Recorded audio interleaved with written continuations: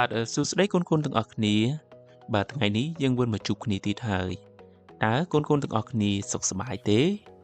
ចំណែកលោកគ្រូគឺសុខសប្បាយជាធម្មតាទេហើយថ្ងៃនេះផងដែរលោកគ្រូនឹងនាំកូនៗទាំងអស់គ្នាមករៀនសរសេរនៅព្យញ្ជនៈ33ទូរបស់ខ្មែរយើងណាបាទនៅក្នុងការសរសេរព្យញ្ជនៈរបស់យើងនេះកម្រិតដំបូងគឺកូនៗត្រូវរៀននៅថ្នាក់ទី1បាទថ្នាក់ទី1របស់យើងមានសៀវភៅភាសាខ្មែរបាទអាននិងសរសេរហើយយើងក៏មានសៀវភៅជំនួយភាសាខ្មែរផងដែរកម្រិតថ្នាក់ទី1មានភាគ1និងភាគ2ណាកូនទាំងអស់គ្នាមានសៀវភៅនេះហើយឬនៅបាទបើអត់ទាន់មានទេបាទកូនរូបរះបាទទិញទាំងអស់គ្នាណាអញ្ចឹងនេះគឺជាការសរសេរនៅកម្រិតដំបូងជាមួយនឹងព្យញ្ជនៈ33តួមុននឹងរៀនសរសេរកូនត្រូវតែស្គាល់បន្ទាត់សិនតោះអញ្ចឹងកូនចង់ដឹងថាមានបន្ទាត់អ្វីខ្លះទេនៅក្នុងការសរសេរព្យញ្ជនៈរបស់យើងអញ្ចឹងយើងចាប់ផ្ដើមរៀនសរសេរនៅបន្ទាត់របស់យើងទាំងអស់គ្នាបាទរៀនគូសបន្ទាត់អញ្ចឹងកូនចាប់ផ្ដើមទាំងអស់គ្នាបាទអញ្ចឹងកូនត្រូវស្គាល់លើបាទស្គាល់ទិសដៅណាស្គាល់លើបាទហើយខាងនេះគឺខាងក្រោម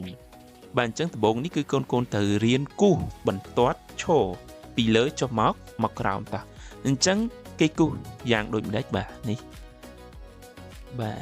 នេះគឺជាបាទសញ្ញាព្រួញគូសពីលើចុះមកក្រោមបាទហើយគេហៅថាបន្ទាត់ឈរតោះអញ្ចឹងយើងចាប់ផ្ដើមរៀនគូសមកបាទគូសពីលើចុះមកក្រោមបាទបន្ទាត់ឈរទី1បាទគូសពីលើចុះមកក្រោមបាទពេលនេះយើងបានបន្ទាត់ឈរទី2ធម្មតាយើងគូសពីលើចុះមកក្រោមទៀតយើងបានបន្ទាត់ឈរទី3កូនតើនេះតោះអញ្ចឹងយើងចាប់ផ្ដើមរៀនគូសបន្ទាត់ឈរបន្តទៀតគឺបន្ទាត់ឈររបស់យើងគឺយើងត្រូវគូសពីក្រោមទៅខាងណាបាទគឺទៅខាងលើតោះយើងមើលសញ្ញាព្រួយទាំងអស់គ្នាបាទនេះគឺជាបន្ទាត់ឈរគូសពីបាទក្រោមឡើងទៅលើតោះអញ្ចឹងយើងចាប់ផ្ដើមរៀនគូសទាំងអស់គ្នាបន្ទាត់ឈរទី1បាទគូសពីក្រោមឡើងទៅលើបន្ទាត់ឈរទី2បាទគូសពីក្រោមឡើងទៅលើដែរណាបាទនេះគឺជាបន្ទាត់ឈរទី3បាទគូសពីក្រោមឡើងទៅលើអញ្ចឹងកូនបានស្គាល់បន្ទាត់ឈរហើយនៅបាទបន្ទាត់ឈរយើងមានគូសពីលើចុះមកក្រោមហើយនឹងពីក្រោមឡើងទៅលើតោះអញ្ចឹងយើងចាប់ផ្ដើមមើលបន្ទាត់មួយទៀតបាទបន្ទាត់ជាបន្តទៀតគឺជាបន្ទាត់អ្វីទៅតោះកូនសាក់ទស្សទាយទាំងអស់គ្នាមើលបាទខាងនេះគឺខាងឆ្វេងបាទចំណែកខាងនេះគឺខាងស្ដាំបាទតោះអញ្ចឹងយើងចាប់ផ្ដើមរៀនគូសបន្ទាត់បាទពីឆ្វេងទៅស្ដាំកូនឃើញទេបាទតើយើងចាប់ផ្ដើមគូសមួយទៀតបាទគូសបន្ទាត់ពីឆ្វេងទៅស្ដាំបាទបន្ទាត់នេះគេហៅថាបន្ទាត់ដេកកូនតន់ទេបាទគេហៅថាបន្ទាត់ដេកតោះអញ្ចឹងយើងបានបន្ទាត់ដេកទី1តោះបន្ទាត់ដេកទី2គូសពីឆ្វេងទៅស្ដាំទៀតបាទតោះបន្ទាត់ទី3បាទក៏គូសពីឆ្វេងទៅស្ដាំដែរបាទអញ្ចឹងកូនតន់ទេអញ្ចឹងយើងបាន2បន្ទាត់ហើយគឺបន្ទាត់ឈរនិងបន្ទាត់ដេកបាទតោះឥឡូវយើងមើលបន្តទៀតបាទបន្តទៀតនេះគឺស្ដាំឆ្វេងហើយយើងមើលសញ្ញាព្រួយមើលកូនបាទសញ្ញាព្រួយពីស្ដាំទៅឆ្វេងអញ្ចឹងនេះគឺជាបាទបន្ទាត់ដេកដែរអញ្ចឹងយើងចាប់ដើមគូសមកបន្ទាត់ដេកគូសពីស្ដាំទៅឆ្វេង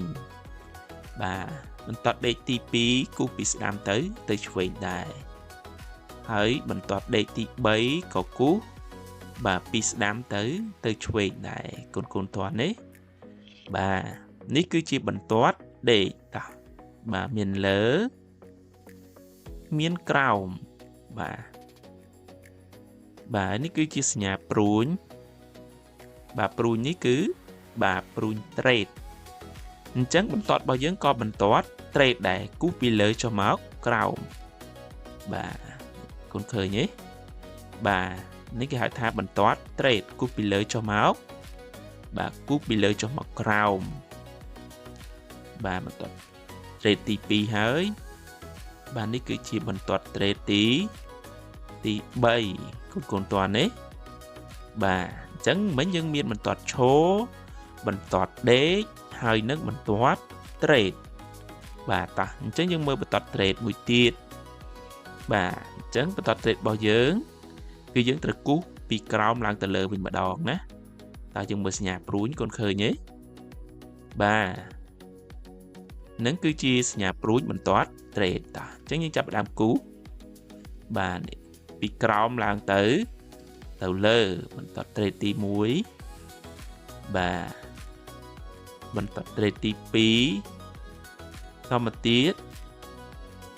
បាទបន្ទាត់ត្រេតទី3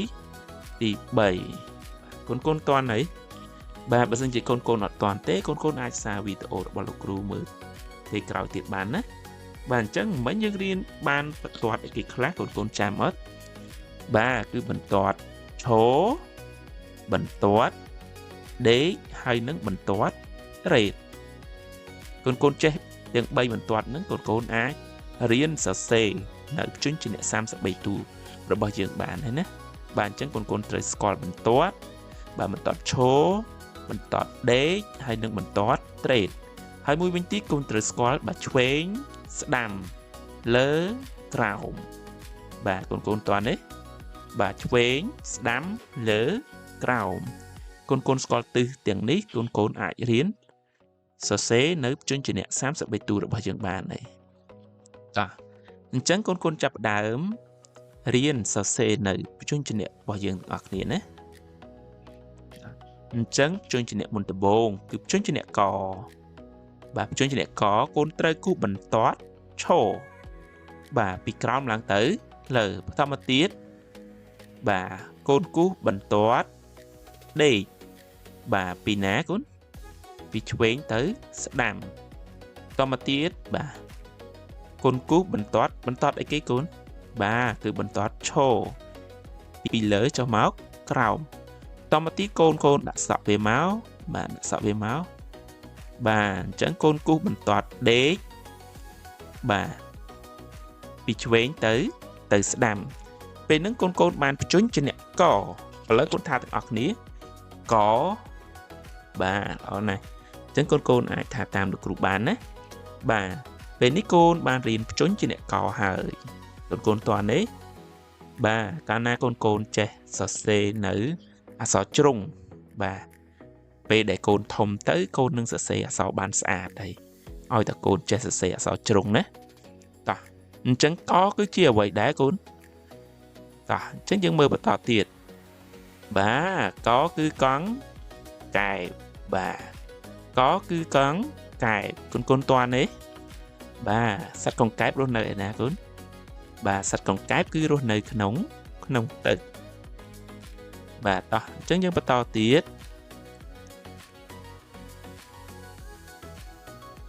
បាទតមកទៀតយើងរៀនព្យញ្ជនៈគេកូន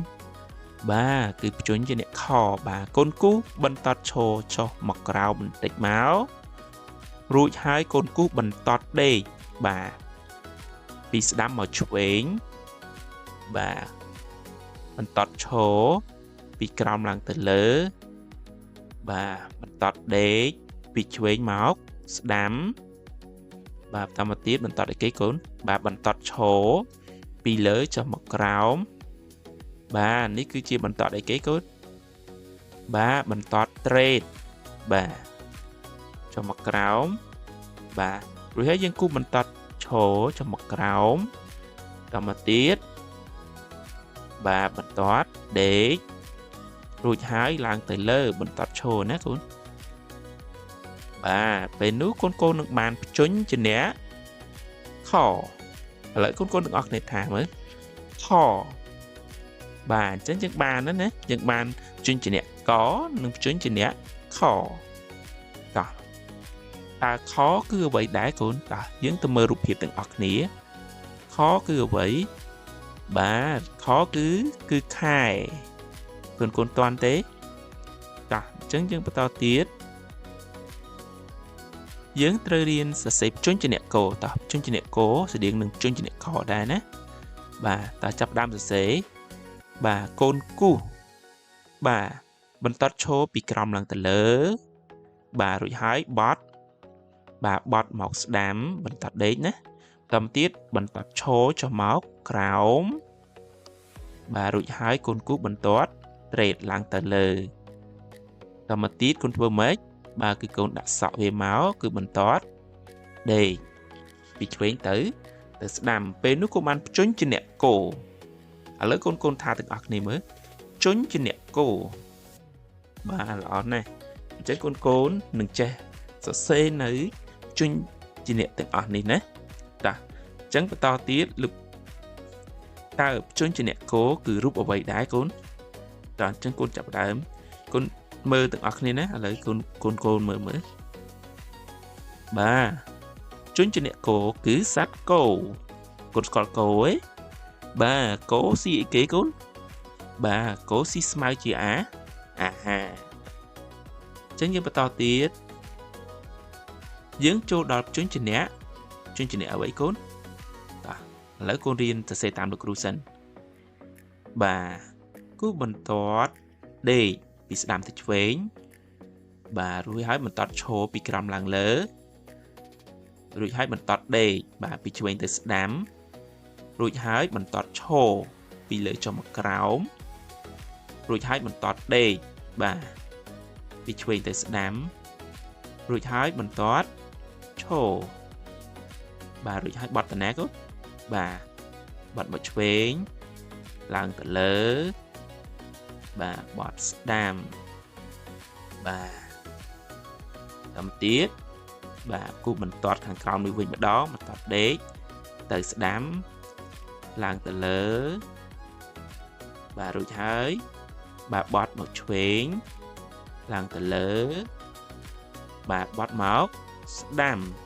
ពេលហ្នឹងកូនបានជញ្ជាក់ខោតោះកូនថាទាំងអស់គ្នាជញ្ជាក់ខោបាទល្អណាស់តោះអញ្ចឹងយើងបន្តទៀតតើខោគឺអ្វីដែរកូនចង់ឃើញរូបភាពទេតោះបាទនេះបាទខោគឺជាប់ឃុំខាំងបាទ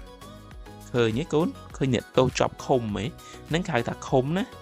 បាទខោគឺជាប់ឃុំខាំងដល់ទៀតអញ្ចឹងកូនចាប់ផ្ដើមរៀនទាំងអស់គ្នាបន្តទៀតតាមជញ្ជាក់គេបាទយើងគុំបន្ទាត់សំទប់បន្ទាត់ដេកបាទពីស្ដាំទៅឆ្វេងបាទឡើងទៅលើបាទបត់ពីឆ្វេងមកស្ដាំបាទរួចហើយបាទបន្ទាត់ឈរចុះមកក្រោមបាទបន្ទាត់ត្រេតឡើងទៅលើបាទបន្ទាត់ត្រេតចុះមកក្រោមបាទរួចហើយបាទបន្ទាត់ឈរឡើងទៅលើបាទរួចហើយប្រើត្រេតបន្ទាត់ឈរបន្ទាត់អីទីគុណបាទនេះបន្ទាត់អីគេបន្ទាត់ដេកបន្ទាត់ឈរបន្តិចមកបាទបន្ទាត់ដេកបន្ទាត់ត្រេតបាទពេលហ្នឹងយើងបានបញ្ជញ្ជាក់ងោកូនថាទាំងអស់គ្នាមើលជញ្ជាក់ងោបាទអូនណាបាទតោះឥឡូវយើងចាប់ផ្ដើមមើលរូបភាពទាំងអស់គ្នាតើជញ្ជាក់ងោគឺអ្វីដែរកូនតោះបាទនេះបាទងោគឺងាវបាទងាវរស់នៅឯណាកូនបាទងាវគឺរស់នៅក្នុងទឹកណានៅក្នុងទឹកសមុទ្រគឺមានងាវបាទកូនណាខ្លះស្គាល់ងាវបាទតោះអញ្ចឹងយើងចាប់ផ្ដើមបន្តទៀតគឺយើងចាប់ផ្ដើមរៀនសរសេរជញ្ជាក់ជាបន្តទៀតតោះអញ្ចឹងកូនចាប់ផ្ដើមមើលទាំងអស់គ្នាបាទដំបូងនេះយើងត្រូវគូបន្ទាត់ឈរពីលើចុះមកក្រោមបន្ទាត់ដេកបាទពីឆ្វេងទៅស្ដាំឡើងលើបាទរួចហើយបត់មកឆ្វេងបន្ទាត់ឈរចុះមកក្រោមរួចហើយបន្ទាត់ដេកពីឆ្វេងទៅស្ដាំបាទរួចហើយបន្ទាត់ដេកបាទពីឆ្វេងទៅស្ដាំពេលនេះយើងបានជញ្ជាក់ច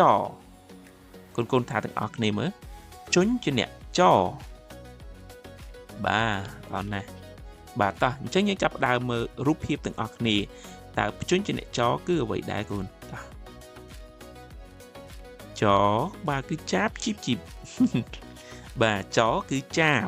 បាទកូនស្គាល់ចាបទេបាទចាបគឺហើរលើមេឃណាតោះអញ្ចឹងយើងចាប់ដើមបន្តទៀតយើងរៀនជញ្ជាអ្នកមួយទៀតណាតោះអញ្ចឹងកូនចាប់ដើមមើលទាំងអស់គ្នាបាទគូបន្ទាត់ពីលើចុះមកក្រោមបាទបត់ឆ្វេងឡើងលើបត់ស្ដាំបាទបន្ទាត់ឈរចុះមកក្រោមបាទបត់ស្ដាំបាទឡើងលើបាទបត់ឆ្វេងចុះមកក្រោមបាទបត់ទៅស្ដាំវិញបាទបន្តមកទៀតយើងគូបន្ទាត់ដេកពីឆ្វេងទៅស្ដាំពេលហ្នឹងកូនបានជញ្ជាអ្នកឆជញ្ជាអ្នកឆកូនថាទាំងអស់គ្នាមើលបាទល្អបាទជញ្ជាអ្នកឆតោះឥឡូវកូនចង់ឃើញរូបភាពនៃជញ្ជាអ្នកឆឯងបាទឆគឺជាអ្វីដែរតោះចាប់ដើមមើលទាំងអស់គ្នា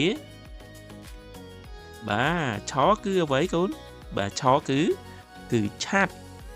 បាទឆាត់យើងប្រើបាទបាំងការពារកម្ដៅថ្ងៃការពារទឹកភ្លៀងកុំឲ្យស្ទឹកណាតោះអញ្ចឹងយើងចាប់ផ្ដើមបន្តទៀតបាទគូបន្ទាត់ឈរពីលើចុះមកក្រោមបាទបន្ទាត់ត្រេតទៅស្ដាំបន្ទាត់ត្រេតចុះមកក្រោមទៅស្ដាំរួចហើយបន្ទាត់ឈរបាទពីក្រោមឡើងទៅលើបាទរួចហើយបន្ទាត់ដេកបាទរួចហើយឡើងទៅលើបាទបត់ស្ដាំបាទរួចហើយឡើងទៅលើយើងបានជញ្ជាអ្នកចូលកូនថាទាំងអស់គ្នាមើលកូនជញ្ជាអ្នកចូលបាទកូនតាន់ទេបាទតោះអញ្ចឹងយើងចាប់ផ្ដើមមើលរូបភាពទាំងអស់គ្នាតើជញ្ជាអ្នកចូលគឺអ្វីដែរបាទជញ្ជាអ្នកចូលគឺសត្វជីងចក់កូនស្គាល់ជីងចក់អីបាទជីងចក់រស់នៅណាបាទនៅតាមជញ្ជាំងផ្ទះកូនគឺមានសត្វជីងចក់ណាអញ្ចឹងយើងចាប់ផ្ដើមបន្តទៀតបាទបន្ទាត់អីគេកូនបន្ទាត់ដេកទៅស្ដាំណារួចហើយចុះមកក្រោមបាទបត់ទៅឆ្វេងឡើងលើបាទបត់ទៅស្ដាំបាទចុះមកក្រោមបាទបត់ទៅស្ដាំឡើងទៅលើបាទរួចហើយបត់ទៅឆ្វេងឡើងទៅលើបត់ទៅស្ដាំតមកទៀតបាទគូបន្ទាត់ដេកបាទពីឆ្វេងទៅស្ដាំបាទរួចហើយឡើងទៅលើបាទបត់មកឆ្វេងឡើងទៅលើបត់ទៅស្ដាំពេលហ្នឹងកូនបានជញ្ជាអ្នកឈ្មោះថាជញ្ជាអ្នកឈោកូនថាទាំងអស់គ្នាមើលជញ្ជាអ្នកឈោបាទល្អណាស់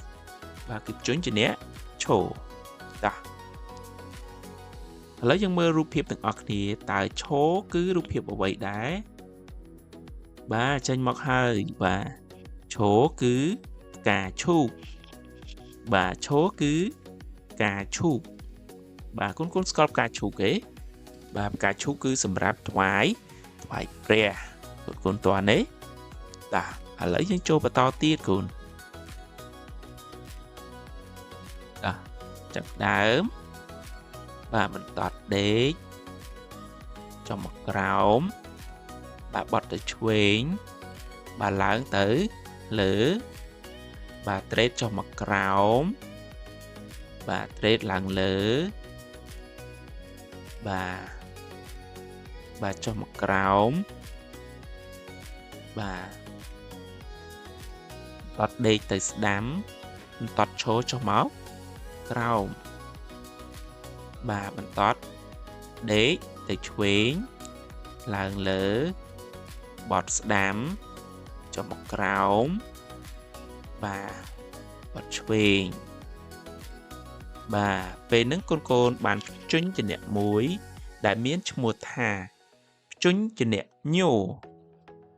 ជញ្ជាក់ញោកូនថាទាំងអស់គ្នាមើលជញ្ជាក់ញោបាទល្អណាស់បាទគឺជញ្ជាក់ញោតោះអញ្ចឹងកូនមើលរូបភាពទាំងអស់គ្នាតើជញ្ជាក់ញោគឺអ្វីដែរបាទចេញមកហើយញោគឺញោ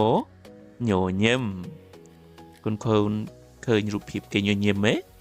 បាទគេញញឹមស្រស់ណាស់បាទញោគឺញញឹមតទៀតបាទបន្ទាត់ឈរពីលើចុះមកក្រោមបាទត្រេតឡើងលើទៅផ្នែកខាងស្ដាំបាទត្រេតចុះក្រោមទៅផ្នែកខាងស្ដាំបាទបន្ទាត់ឈរឡើងទៅលើបាទបន្ទាត់ឈរបាទឡើងទៅលើបន្ទាត់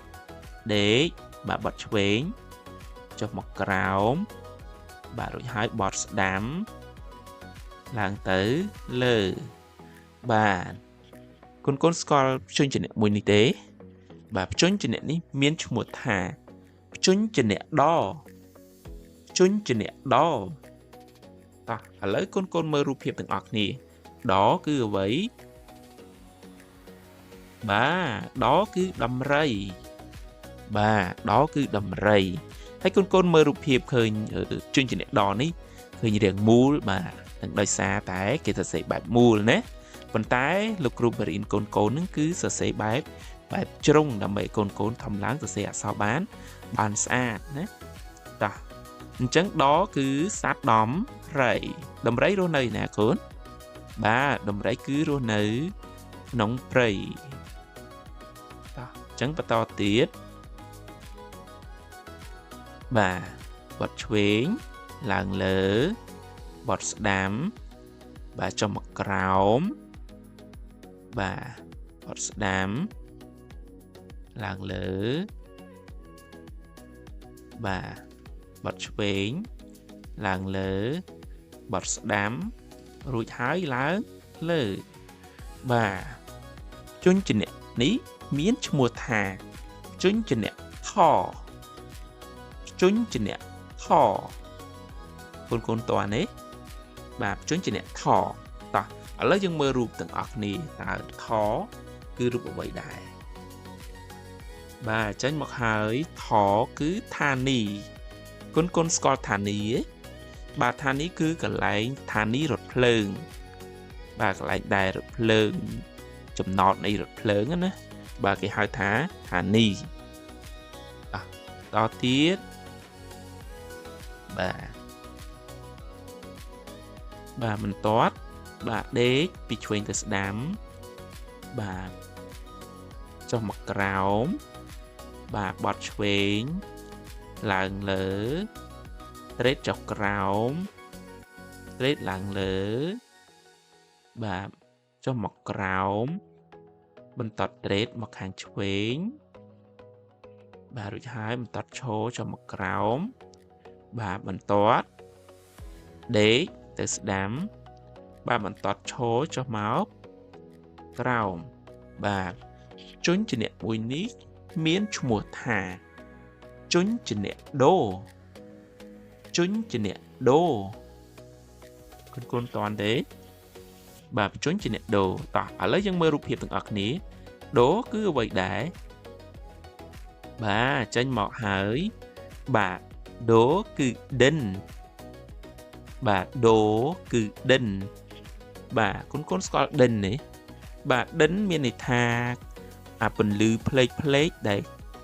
ជាសម្ភារៈមួយដែលមានចាំងជាមួយនឹងពន្លឺហើយគេយកទៅបាទដេកភ្ជាប់ជាមួយនឹងអាវជាពិសេសអាវចាស់បាទចង់និយាយថាអាវមនុស្សចាស់កូនបាទគេទៅញ៉ាំការអីហ្នឹងមានដិនហើយភ្លឺផ្លេកដូចពេជ្រចឹងបាទអញ្ចឹងដូគឺដិនបាទកូនស្គាល់ទេបាទតោះ អញ្ចឹងវីដេអូរបស់លោកគ្រូក៏បានមកដល់ទីបញ្ចប់ផងដែរជួបគ្នានៅវីដេអូមេរៀនបន្តទៀតបាទព្រោះលោកគ្រូអត់ចង់ធ្វើវីដេអូនេះឲ្យយូរទេលោកគ្រូចង់ធ្វើតែប៉ុណ្្នឹងទេអញ្ចឹងជួបគ្នានៅវីដេអូក្រោយយើងនឹងរៀនសរសេរព្យញ្ជនៈជាបន្តទៀតបាទសូមអរគុណបាទសូមជម្រាបលា